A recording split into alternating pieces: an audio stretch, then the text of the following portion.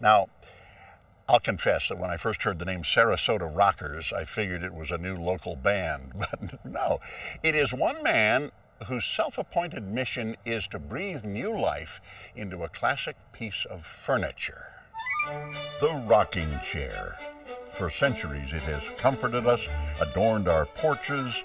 As kids, we heard nursery rhymes and bedtime stories in rocking chairs. But Parker Converse wants to reshape the rocker's image from simple seating to stunning sculpture. What makes one of your chairs so special? First, of course, it's the aesthetic. It's how it appeals to your eye. When you walk into a room and you look across the room, it's the first thing that you see. But seeing from afar is not enough.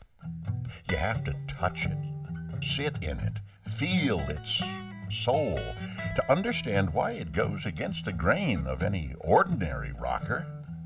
And one of the reasons that I believe that many people find my chairs very attractive is that there isn't a flat piece of wood in this chair. And believe it or not, there are between 85 and 100 pieces of wood in each one of these chairs.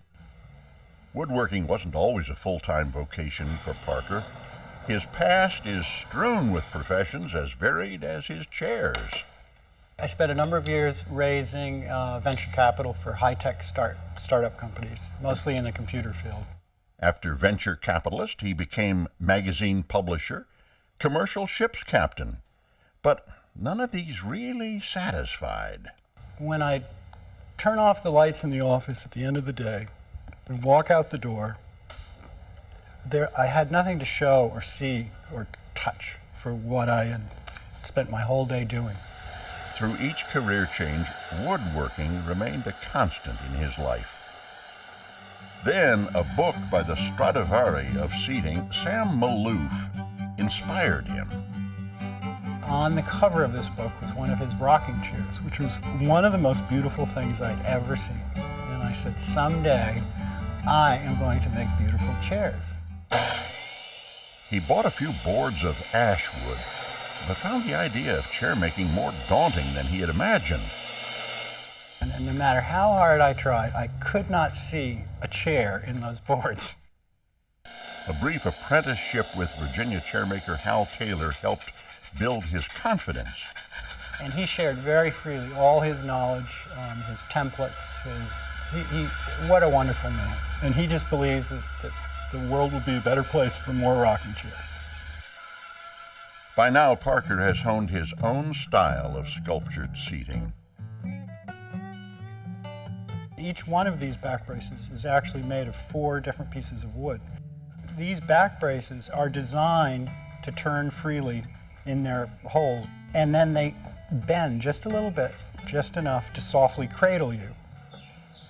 Like a fine suit, each chair is hand-tailored to the client's personal measurements. Seating is a very complicated thing. You can change proportions, just a half an inch here, quarter of an inch there, and suddenly have a not very comfortable chair. It's a fairly exact science. Next, the client's personality is added to the mix. What kind of a person are they? Are they real laid back? Do they want to be tilted way back in their chair? Are they a little more conservative and they might want to be a bit more upright? All those things I do factor in when I make a chair. And as each chair takes shape, so does its personality. You name each of your chairs. How does that happen? Some of them are quite sweet and easy to work with. Others are difficult and challenging. Other chairs remind me of old girlfriends. A lot of my chairs have female names. Some of them are regal and stately. A lacewood chair I built for a client in New Mexico a while back was clearly a Victoria. Costing $5,000 to $7,000, these gals are substantially pricier than machine-made models. People are often surprised at the price, but then they sit down and the look on their face is priceless. And they go, now I understand. Come on. Chad Roffer always fancied himself as a spendthrift until he fell for an Australian lacewood named Audrey. first I was really drawn to the wood. It's just beautiful. I'd never quite seen anything like it in terms of the texture and the color of the wood. And then I sat in the chair. It was love at first seat. It's almost like a piece of art. And I think as much as the function of a chair and a rocking chair, it's also, I think, something that's very nice to look at. There's aesthetics and there's comfort. In a rigid wooden chair, I don't think there's anything more comfortable out there.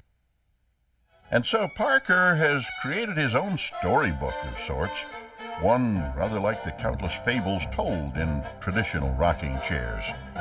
Once upon a time, far from the corporate boardroom, lived a man who found happiness in a dusty board room.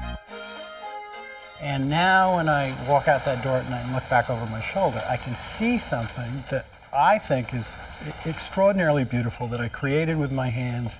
It's going to be around long after I'm gone. And that gives me a really wonderful feeling.